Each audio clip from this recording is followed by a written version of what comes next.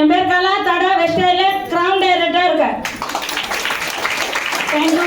இந்த மேனேஜ்மெண்ட்டுக்கு ரொம்ப நன்றி சொல்கிறேன். அசோக் சாருக்கும், ராஜன் சாருக்கும், சதீஷ் சாருக்கும், சௌஜன மேடக்கும், அப்ளைனுங்களும் டவுன்லைனுக்கும் எல்லாருக்கும் ரொம்ப ரொம்ப நன்றி சொல்கிறேன். எதுவும் நன்றி சொல்கிறேன். இந்த மாதிரி பிளாட் வரோம் எனக்கு சத்துமே கிடையாது.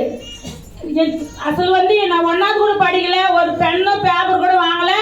இந்த இந்த அவங்க இந்த பாருங்க ஒரு ராஜா ராணி மாதிரி எனக்கு சூழல் பழிச்சிருக்காங்க. என்ன பண்ணேன், பழைய மாற்றி பொருள் வாங்க தெரிஞ்சவங்களுக்கு ஷேர் பண்ண மீட்டிங் டைம் வந்து கற்றுக்கினேன். இது கொடுத்து கூலி பாருங்க எனக்கு எவ்வளோ பெருசு, எவ்வளோ பெருசு பாருங்க. இத்தனை வருஷம் அடுத்தவங்களுக்காக ஒழிக்கிறாங்க, நம்மளுக்காக யாருமே நமக்கு ஒழிக்கல. வெஸ்டேஜில் மட்டும்தான் எனக்காக என் பசங்களுக்காக ஒழிக்கிறாங்க. வந்திக்கிறவங்க எல்லாரும் இது சொந்த பிசினஸ். 10 கோடி முன்பாக வச்சாலும் டென்ஷனா உட்காரணும். 1 ரூபாய் முன்பாக இல்லாம கோடி நமக்கு முன்னா காத்துன்னு இருக்கு. இதுக்காக தான் நான் வந்திருக்கேன். எங்க தம்பி ரொம்ப ரொம்ப நன்றி சொல்றேன். என் தம்பி தான் இந்த வாய்ப்பு கொடுத்தது. எந்த துணி கடை, கவரிங் கோல்டு கடை, பாத்திரம் கடை உட்கார்ந்து இருக்கும்போது நான் நெட்வொர்க் ஒரு 3 பண்ணியிருக்கேன், சொந்த பிசினஸ் ஒரு 20 பண்ணியிருக்கேன். ஏன்னா வந்து ஒரே ஒரு சின்ன என் பசங்க சின்னதுல இருப்போ ஒரு இது நடந்தது. நான் கம்பெனிக்கு வேலைக்கு போகிறது, பசங்க ஸ்கூலுக்கு அனுப்பிச்சிட்டு வேலைக்கு போகும்போது அங்கே ஒரு 2 நிமிஷம் 5 நிமிஷம் லேட்டாக போனால் சூப்பராஜர் வந்து இது உங்கள் அப்பா சம்பாதிச்ச கம்பெனின்னு கேட்டார். ஒரே வார்த்தை செத்து சாவேருக்கு நான் வேலைக்கே போகிறது, யாருக்கு கூலி வேலைக்கே போகிறது நினச்சேன். அன்னிலேருந்து சொந்த பிஸ்னஸ் எடுத்து பண்ணிட்டு இருந்தேன். பண்ணிட்டு அதெல்லாம் லாபம் இருக்கேன். எல்லாருக்கும் தெரியுமே பிஸ்னஸ் பண்ணுறவங்க ஒரு நிலைமை. அப்போ தம்பி வந்து சொல்லும்போது சொந்தமாக மறுபடியும் கடை வச்சு ஒரு 30 லட்ச ரூபாய் வச்சு மாதம் 1 லட்ச ரூபாய் 1.5 லட்ச ரூபாய் என்னோட வருமானம். 1.5 லட்ச ரூபாய் இருக்கும்போது யாருன்னா வேலையில் இறங்குவாங்களா?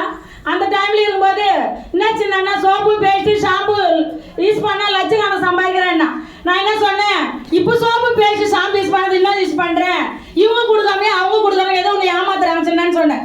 தம்பி 8 வருஷத்துல இருந்திருக்கான், வெளியே போயிட்டா. 2வது வந்தா அக்கா சூப்பரான பிசினஸ் காரணம் இது மாதிரி மீட்டிங் வந்து அவங்களும் தெரியும். வீட்டில் இருந்த யாரும் தெரியுமா, நீங்க எல்லாம் கேட்டு போய் உங்க வீட்டுக்காரர் சொல்லாடி போடி உன்னை ஏமாத்துறாங்க எந்த பயத்துக்காரன் சொல்லுவாங்க. உண்மைதானே? அப்போ தம்பியார் சொல்லும் போது அதையும் கேட்கல, சேத்துல காலையாக சொல்றேன் நானும் கழுவ நீ வந்து கழுவ மாட்டேன்னு சொன்னேன். அப்போ தம்பியார் சொன்னா மறுபடியும் போயிட்டேன்.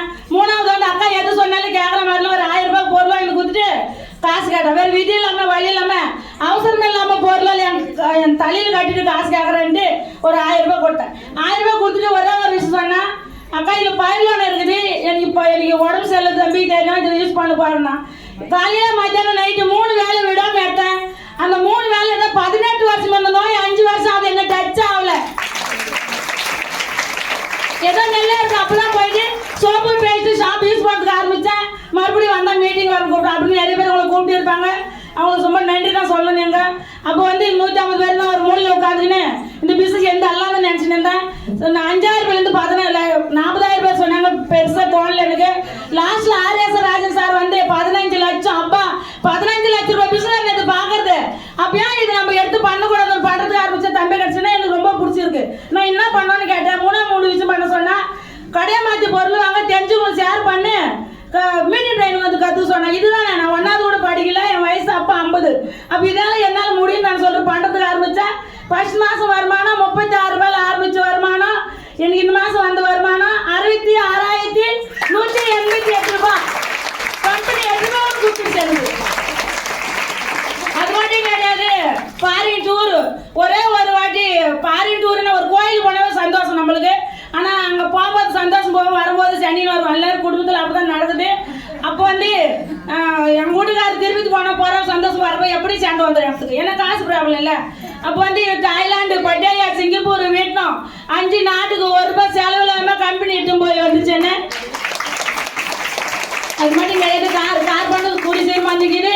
இன்னைக்கு காரும் வாங்க பாரு, கூடி சீக்கிரமா நான் சொல்ல பாரு. காரோட இதுவே மேடம் வந்து கேட்டால் கிடக்குறேன் காரே பாக்குறேன்னு.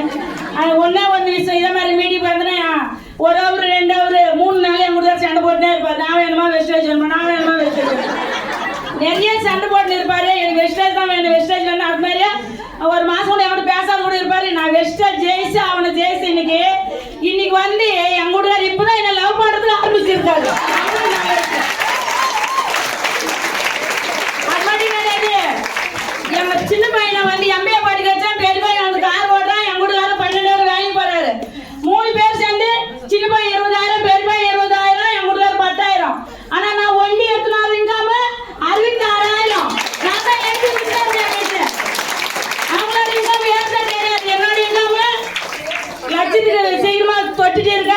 அது மட்டும் என்னோட ஒரு கோல் மட்டும் சொல்லி நான் கட் பண்ணிக்கிறேன். நான் டிஎம்சிஎம் நம்பர் ஆகணும். மாதம் 15 லட்ச ரூபா சம்பாதிக்கணும். மாதம் 15 லட்ச ரூபா சம்பாதிக்கணும். நிறைய பேர் அப்பா அம்மாங்களை வாரம் ஒதுக்கிறவங்களுக்கு வந்து நான் வாழ்க்கை கொடுக்கணும், அவங்கள காப்பாற்றணும். அந்த கோல் வச்சு தான் நான் இன்னைக்கு